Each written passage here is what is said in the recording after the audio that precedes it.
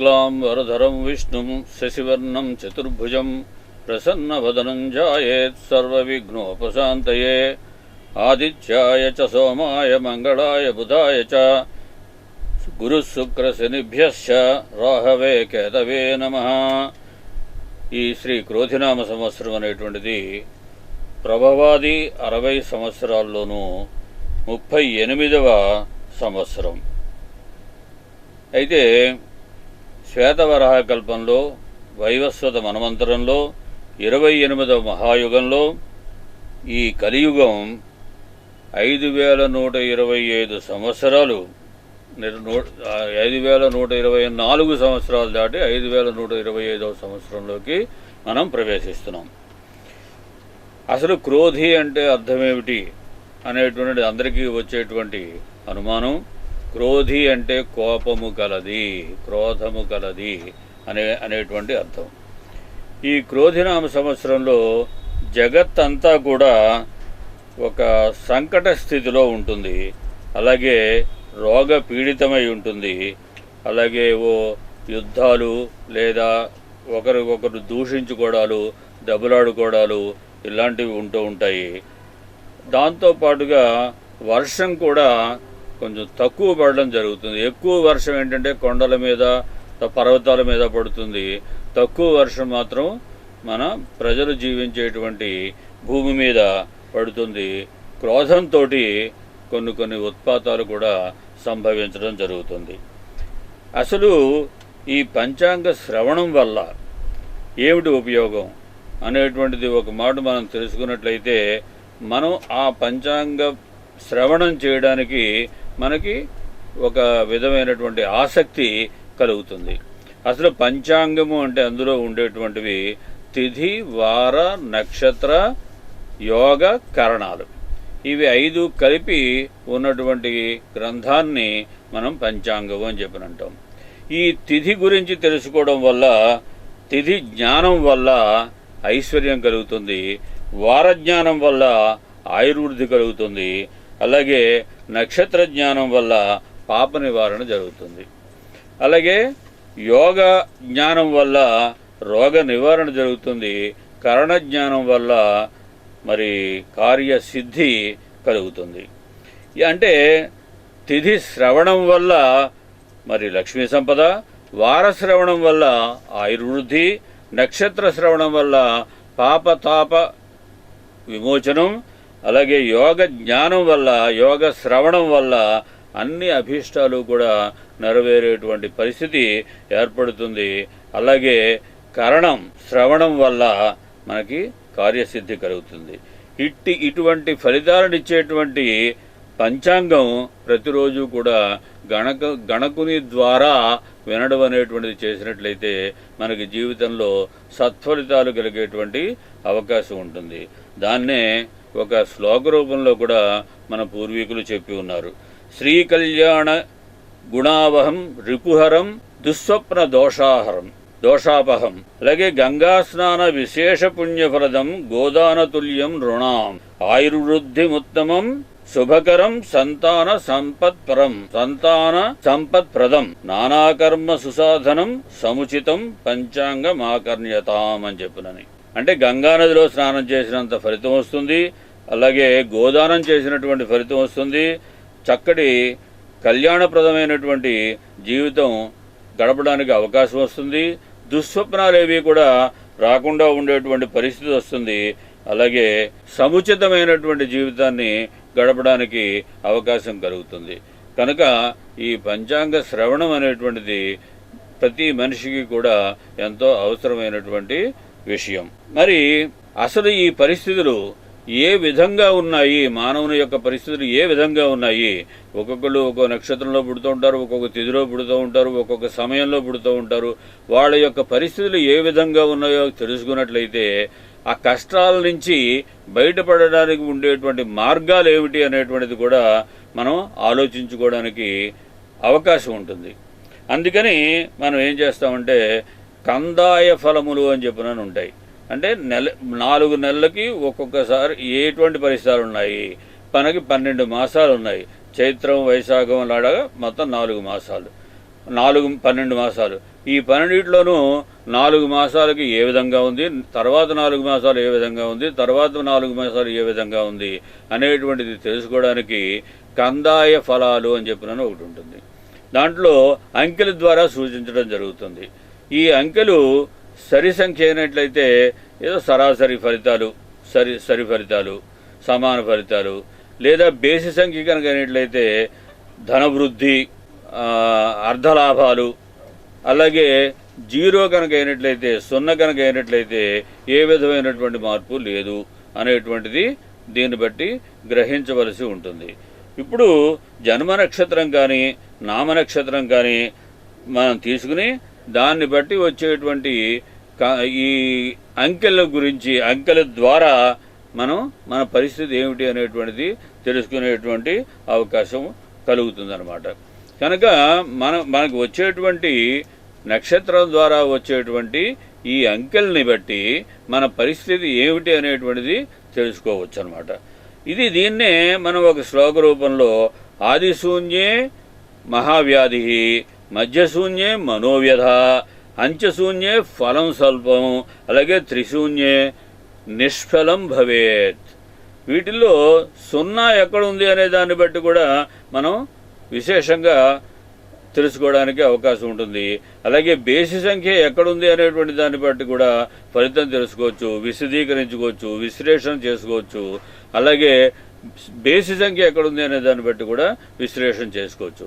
0, సరి సంఖ్య, బేసి సంఖ్య, ఈ 3 అంకెలు ఎక్కడెక్కడ ఉన్నాయి, మొదటి 4 నెలల్లో ఉన్నాయా, తర్వాత 4 నెలల్లో ఉన్నాయా, తర్వాత 4 మాసాల్లో ఉన్నాయా అనేటువంటి దాన్ని బట్టి కూడా విశ్లేషణ చేసుకునేటువంటి అవకాశం ఉంటుందన్నమాట.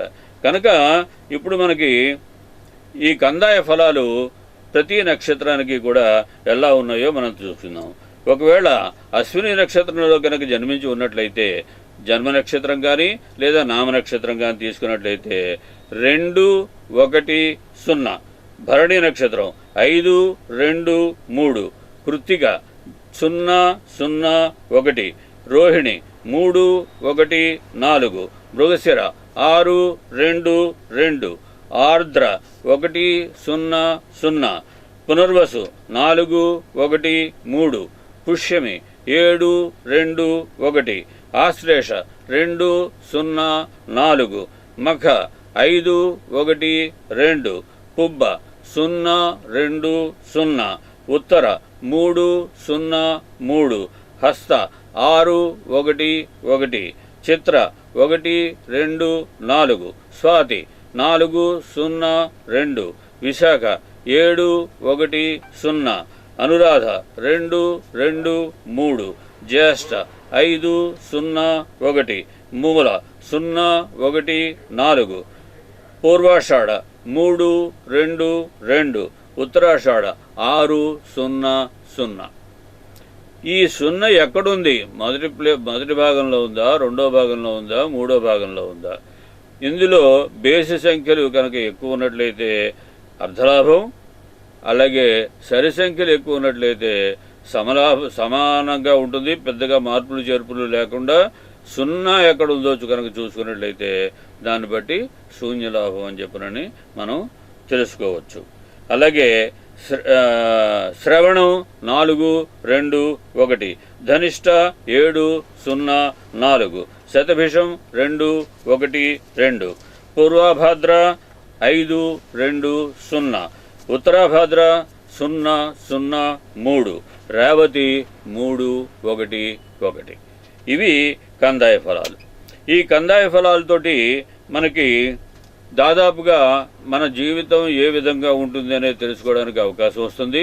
దాంట్లో కష్టకాలాన్ని ఏ విధంగా మనం సుఖమయంగా లేదా కష్టాన్ని తగ్గించుకునే మార్గం ఏమిటి అనేటువంటిది ఆలోచించుకుని ఆ భగవంతుని పూజ ద్వారా, భగవంతుని కాళ్ళు పట్టుకోవడం ద్వారా మనం ఆ కష్టాన్ని తగ్గించుకోవచ్చు.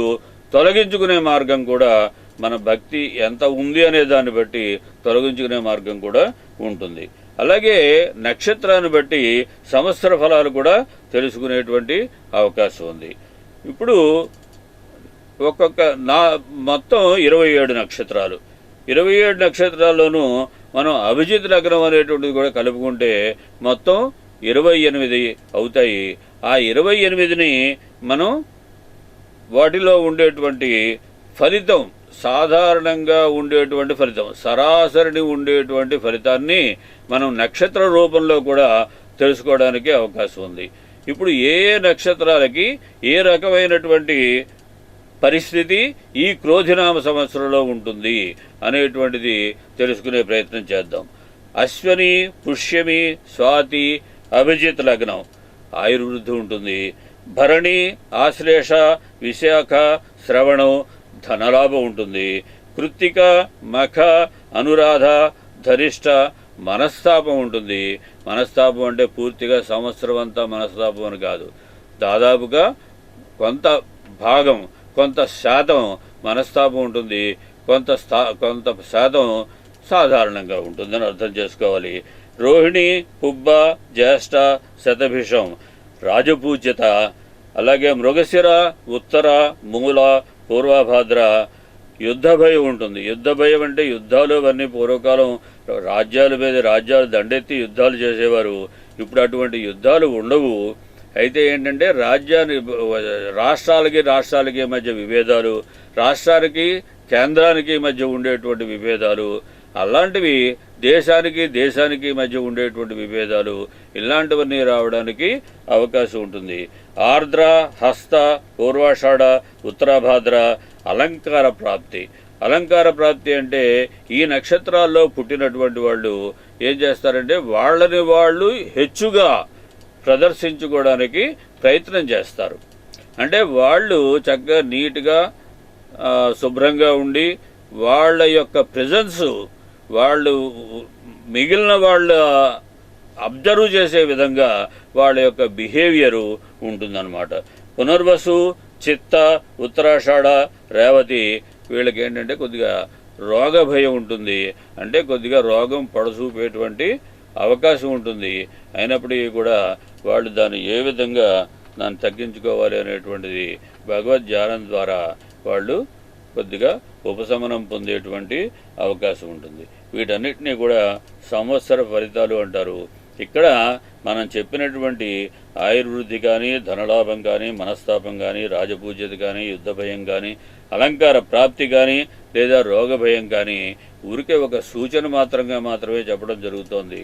ఇవన్నీ కూడా పుట్టిన లగ్నాన్ని బట్టి తీసుకున్నట్లయితే దాదాపు 80-90% రైట్ అవ్వడానికి అవకాశం ఉంది. కానీ మనం గోచార రీత్యా మన యొక్క ఫలితాలను తెలుసుకుంటున్నాం కనుక ఇది పూర్తిగా జరుగుతుందనేటువంటి విషయాన్ని మనం మర్చిపోవాలి. పూర్తిగా మాత్రం జరగదు కనుక దీంతో లగ్నంతో కనుక పుట్టిన టైంని బట్టి లగ్నం ఉంటుంది. ఆ లగ్నాన్ని కనుక తీసుకుని మనం దాన్ని విశ్లేషించి తెలుసుకున్నట్టయితే సరైనటువంటి ఫలితాలు రావడానికి అవకాశం ఉంది. అయితే ఇక్కడ ఆయుర్వృద్ధి, ధనలాభం, మనస్తాపం, రాజపూజ్యత, యుద్ధ భయం, అలంకార ప్రాప్తి, రోగ భయం అనేటువంటివి ఇవి మనం ఈ 7 విషయాలని ఒక ఆర్డర్లో కనుక గుర్తుపెట్టుకున్నట్లయితే ఈ నక్షత్రాలు ఏ విధంగా వాటికి సంధానం చేయొచ్చు అనేటువంటిది నేను మీకు ఒక చిన్న గుర్తోడు చెప్తాను. మీరు ముందుగా నిలువుగా అశ్వని, భరణి, కృత్తిక, రోహిణి, మృగశిర, ఆర్ద్ర, పునర్వసు రాసుకోండి. తర్వాత వరుసలో పునర్వసు తర్వాత పుష్యమి, ఆశ్లేష, మఖ, పుబ్బ, ఉత్తర, హస్త, చిత్త మొత్తం 7. ఒక ఫస్ట్ లైన్లో ఒక 7 నక్షత్రాలు, సెకండ్ లైన్లో ఒక 7 నక్షత్రాలు, మూడో లైన్లో ఒక 7 నక్షత్రాలు, నాలుగో లైన్లో అభిజిత్ లగ్నంతో కలిపి 7 నక్షత్రాలు రాసుకుంటే మీకు హారిజాంటల్గా కనుక చూసుకున్నట్లయితే మనకి ఇప్పుడు నేను చెప్పినటువంటి ఆయుర్వృద్ధి, ధనలాభం మొదలైనటువంటి విషయాలు మీకు సులభంగా గుర్తుపెట్టుకునేటువంటి అవకాశం కలుగుతుంది. ఇప్పుడు నేను మీకు చెప్పొచ్చేది ఏంటంటే రాశి ఫలాలు కూడా మీకు ఈ సందర్భంగా తెలియజేయడానికి ప్రయత్నం చేస్తాను. ముందుగా మేషరాశి కనుక తీసుకున్నట్లయితే ఈ మేషరాశిలో ఆదాయం 8, వ్యయం 14, రాజపూజ్యం 4, అవమానం 3. అంటే ఇక్కడ ఆదాయం 8, వ్యయం 14. మనకి వచ్చినటువంటి ఆదాయం కంటే వ్యయమే ఎక్కువగా ఉంది. వ్యయమే ఎక్కువగా ఉందంటే నాకు 10 రూపాయలు వస్తే నేను 20 రూపాయలు ఎలా ఖర్చు పెడతానని మీరు అడగచ్చు. 10 రూపాయలే వచ్చినప్పుడు 20 రూపాయలు ఖర్చు పెట్టేటువంటి ఆస్కారం కూడా ఉంది. అంత క్రితం నిలవ పెట్టుకున్నటువంటి డబ్బులు కానీ, లేదా ఏదైనా వ్యాపార విషయంలో ఏదైనా బ్యాంకు నుంచి కానీ, లేదా చేబదులు కానీ తీసుకుని ఖర్చు పెట్టేటువంటి విషయం కానీ, లేదా పిల్లల చదువు విషయంలో బ్యాంకు లోన్ తీసుకోవడం కానీ, ఇలాంటి పరిస్థితుల్లో మనం ఎక్కువ ఖర్చు పెట్టేటువంటి అవకాశం కూడా ఉంది. తర్వాత ఆ అప్పు తీర్చుకునేటువంటి మార్గం మనం ఆలోచిస్తాం. అలాగే రాజపూజ్యం 4, అవమానం 3. అంటే వారి గురించి గొప్పగా ప్రస్తుతించేటువంటి వాళ్ళు ఎక్కువ మంది ఉంటారు. వాళ్ళని కొంచెం చిన్నతనం చేసి మాట్లాడేటువంటి వాళ్ళు తక్కువ మంది ఉంటారు. సో ఇందులో మరి వీళ్ళ పరిస్థితి అసలు ఎలా ఉంటుంది? చైత్రం, వైశాఖం మొత్తం ఇవన్నీ కూడా 9 పాదాలు. చైత్రం 4, అశ్విని 4 పాదాలు, భరణి 4 పాదాలు, కృత్తిక 1 పాదం. ఈ 9 పాదాల్లోనూ వీళ్ళ యొక్క పరిస్థితి ఏ విధంగా ఉంటుంది? ఇవి 3 కలిపినట్లయితే రాశి మేషరాశి అవుతుంది. ఏ విధంగా ఉంటుంది అనేది మనం స్టడీ చేసినట్లయితే వాళ్ళ యొక్క పరిస్థితులు బాగుపడే విధంగా వాళ్ళు ఆలోచన చేసుకునేటువంటి పరిస్థితి ఉంటుందన్నమాట. ఈ రాశి స్త్రీ పురుషాదులకి ఇద్దరికీ కూడా మేషరాశి సంచారంలో గురుబలం క్రమంగా పెరుగుతూ ఉంటుంది. దాని కారణంగా ద్వితీయార్థంలో సత్ఫలితాలు ఎక్కువగా ఉంటాయి. అలాగే వృత్తి నైపుణ్యం పెంపొందుతుంది. ఉద్యోగ పరంగా గౌరవం కూడా పెరుగుతుంది. పదోన్నతి కలుగుతుంది. అలాగే శుభకార్యాలకి ధనం అధికంగా వ్యయం చేయడం జరుగుతుంది. శని ఏకాదశి మందు మంచి యోగకాలం. ఆస్తి వ్యవహారాలు, తీర్థక్షేత్రాల సందర్శన, దాన ధర్మాలు చేయడం, శుభకార్యాలు చేసేటువంటి నిమిత్తం ఖర్చులు ఎక్కువ అవడం. అధిక కాలం గురు, శని, రాహుకేతువుల సంచారం అనుకూలంగా ఉండడం చేత ఆర్థిక ఇబ్బందులు దొరుకుతాయి, గౌరవ మర్యాదలు దక్కుతాయి. అదేవిధంగా ఈ రాశివారి అదృష్ట సంఖ్య 9, 1, 2, 3, 4, 6 సంఖ్యలు గల తేదీలు ఆది, బుధ, గురువారంతో కలిసిన మరింత యోగప్రదం. ప్రతి గురువారం శ్రీ గురు దక్షిణామూర్తి వారి ఆరాధన, ప్రదోషకాలంలో శివార్చన చేయటం మంచిది. రాహు సంచార అనుకూలంగా లేని కారణంగా రోజు రాహు స్తోత్రములు, దుర్గా సప్తశతి పారాయణం శ్రేయస్కరం. శివాలయంలో 11 ప్రదక్షిణాలు చేయడం, తరచుగా రాహువుకు జపం, దానం చేయడం శ్రేయస్కరం. కనుక ఈ విధంగా మనకి వచ్చేటువంటి ఆపదల్ని మనం తొలగించుకునేటువంటి పరిస్థితి కలుగుతుందన్నమాట. అలాగే తర్వాత వృషభ రాశి. కృత్తిక చివరి 3 పాదాలు, రోహిణి, మృగశిరలో 2 పాదాలు కనుక తీసుకున్నట్లయితే మేషరాశి అవుతుంది. వీళ్ళకి ఆదాయం 2, వ్యయం 8, రాజపూజ్యం 1, అవమానం 3. వీళ్ళ యొక్క పరిస్థితి ఏ విధంగా ఉంటుంది అనేటువంటి మనం చూసినట్లయితే ఈ రాశిలో ఉండేటువంటి స్త్రీ పురుషులకి మరి గురువు అంగారకుని స్వస్థానం అవడం, మేషం అవడం వల్ల మొండిగా తీసుకునే నిర్ణయాల వల్ల ఇబ్బందులు ఎదుర్కొంటారు. వృత్తి నైపుణ్యాన్ని, అధిక లాభాలను గడిస్తారు.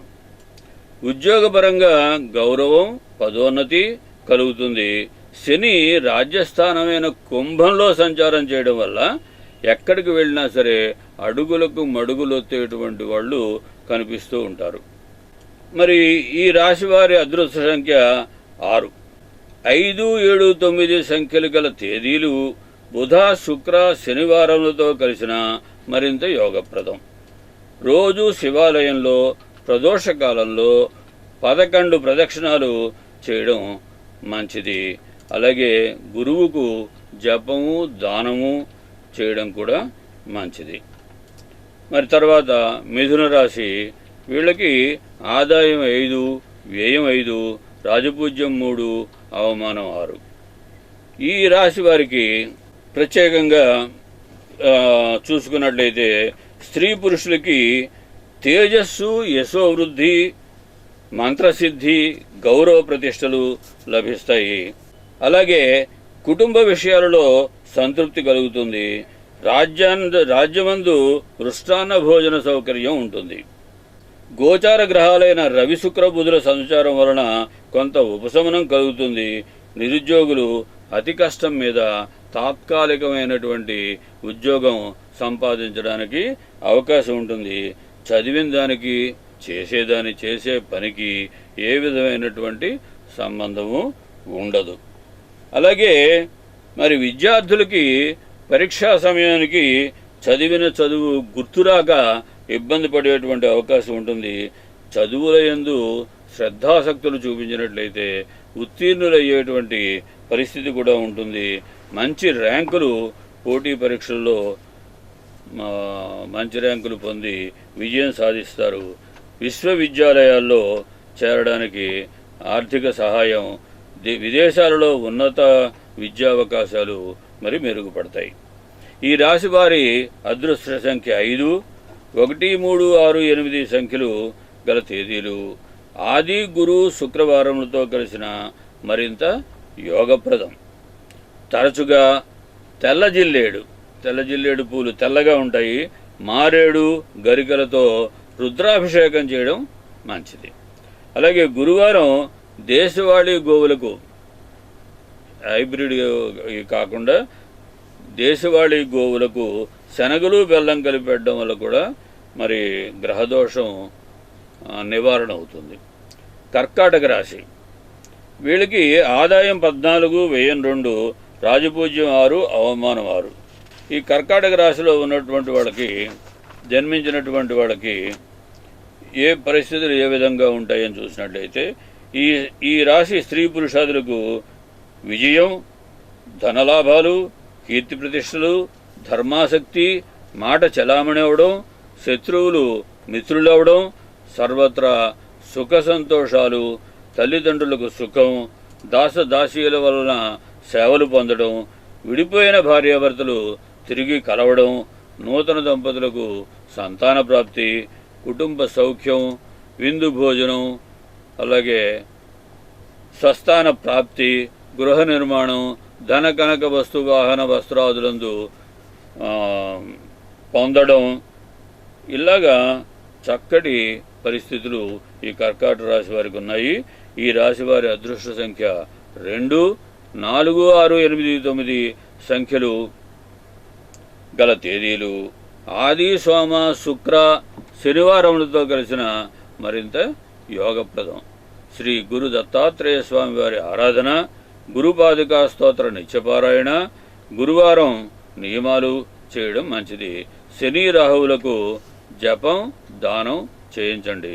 రోజు ఆంజనేయ స్వామి వారి దేవాలయంలో 11 ప్రదక్షిణాలు చేయండి. అలాగే సింహరాశి ఈ రాశి వారికి ఆదాయం 2, వ్యయం 14, రాజపూజ్యం 2, అవమానం 2.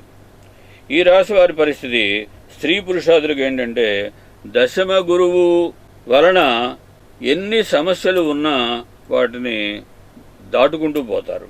ఆరోగ్య జాగ్రత్తలు మాత్రం తీసుకుంటూ ఉండాలి. భాగస్వామ్య వ్యాపారులపైన తీవ్రంగా ప్రభావం ఉంటుంది. అలాగే ఆత్మాభిమానం కోల్పోతారు, మాట పడవలసి వస్తుంది, దేశాంతరవాసం కలుగుతుంది. ఈ రాశి వారి అదృష్ట సంఖ్య 1, 3, 4, 5, 9 సంఖ్యలు గల తేదీలు. ఆది, మంగళ, బుధవారంతో కలిసినట్లయితే మరింత చక్కటి ఫలితాలు వచ్చేటువంటి అవకాశం ఉంది. అలాగే ఆంజనేయ స్వామి వారి ఆలయంలో వీళ్ళు కూడా 11 ప్రదక్షిణాలు ప్రతిరోజు చేయాలి. శ్రీకాళహస్తి యందు రాహుకేతు పూజలు, గణపతి, దుర్గా ఆరాధనలు చేయడం వల్ల గ్రహదోషాలు తొలగి మంచి ఫలితాలు వస్తాయి.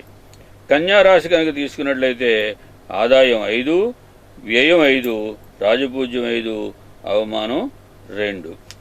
ఈ కన్యా రాశి వారి ఫలితాలు ఏ విధంగా ఉంటాయి అంటే ఈ స్త్రీ పురుషాదులకు గురువు అష్టమ స్థానంలో సంచారం వలన ఊహించని అనుకోని దుస్సంఘటనలు జరిగేటువంటి అవకాశం ఉంది. దోషప్రదమైన మూర్తిమంతంచే శుభఫలితములనిచ్చి ఆయుర్దార్యం పెంపొందింపజేస్తారు. తన పూర్వీకుల నుండి సంక్రమించినటువంటి ఆస్తుల విలువలు అనేక రెట్లు పెరుగుతాయి. మరి వాహన ప్రయాణాలందు కొంచెం జాగ్రత్త వహించాలి.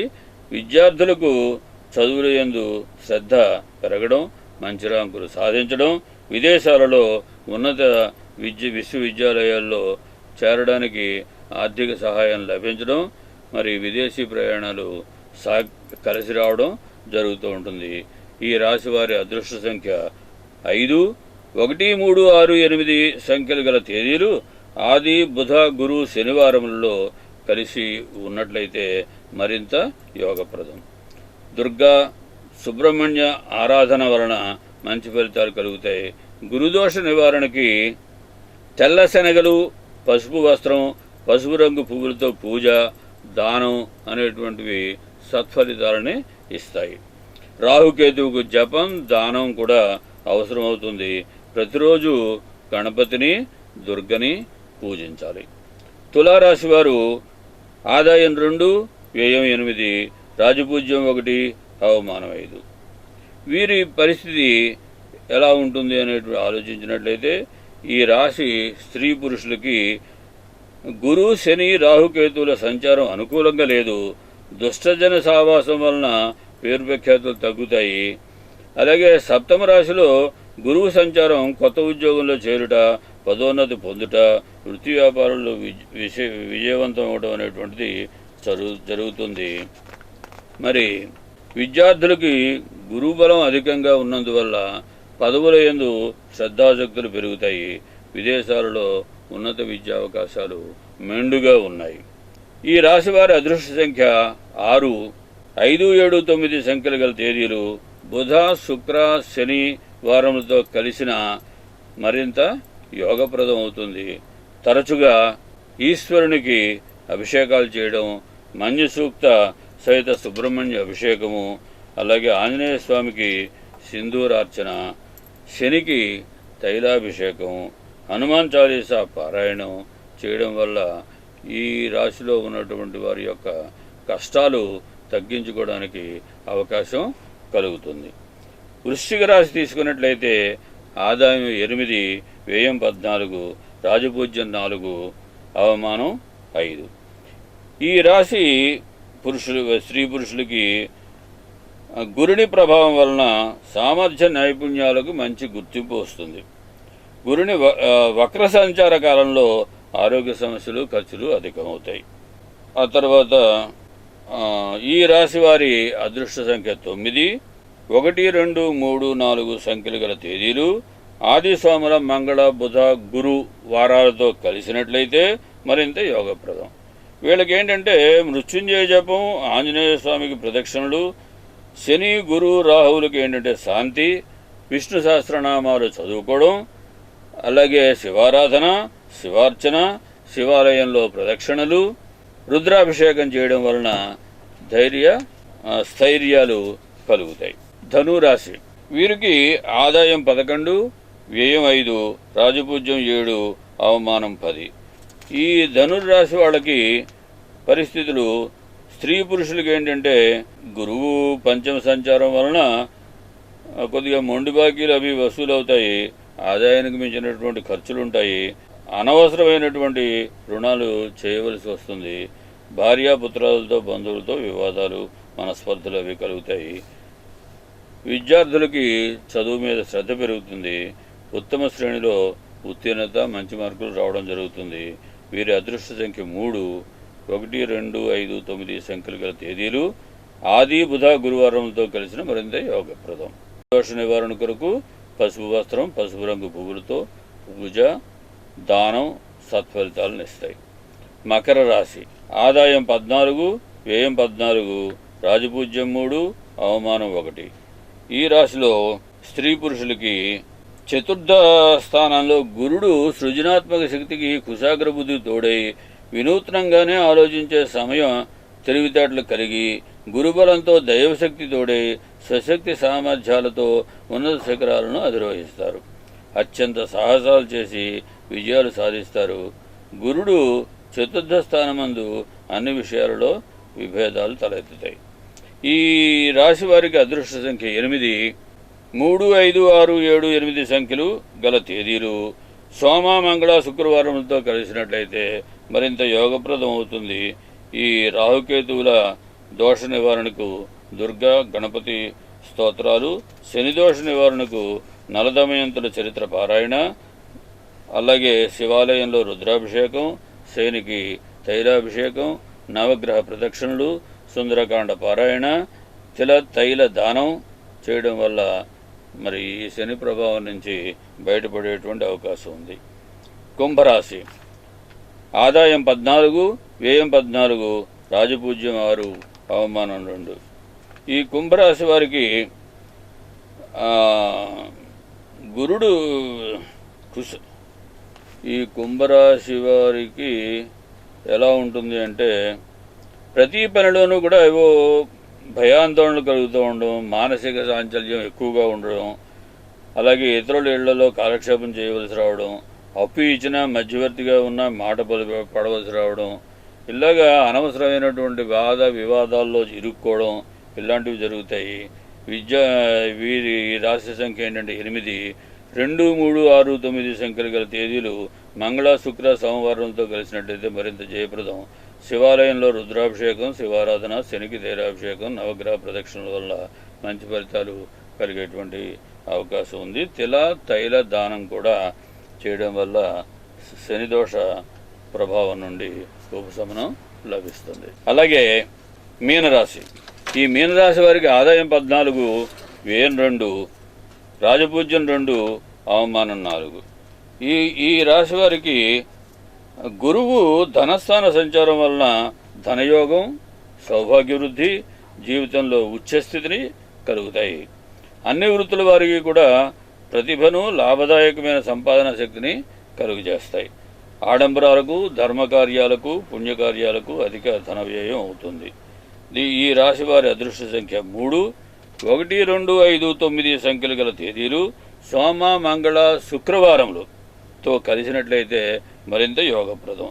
ప్రదోషకాలమందు శివాలయ రుద్రాభిషేకం, శనికి తైలాభిషేకం, నవగ్రహ ప్రదక్షిణలు, గణపతి సూక్త పారాయణ, చండీ సప్తశతి పారాయణ, అలాగే నిత్యం శివారాధన, లలితారాధన చేయటం, అలాగే శివస్తోత్రాలను పఠించడం వలన శని దోష ప్రభావం నుండి ఉపశమనం కలిగిస్తుంది.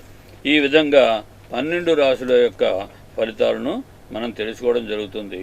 ఇది తెలుసుకోవడం వల్ల మనకు వచ్చినటువంటి ఉపయోగం ఏమిటి అంటే మనకు వచ్చేటువంటి కష్టాల నుంచి బయటపడడానికి ఏ పరిహారాలు అయితే ఇప్పుడు మనం సూచించామో ఆ పరిహారాల ద్వారా, భగవంతుని ప్రార్థన ద్వారా, నిత్యం భగవంతుని ఆరాధన ద్వారా ఆ కష్టాలను తగ్గించుకునేటువంటి అవకాశం ఉంది, తొలగించుకునేటువంటి అవకాశం ఉంది.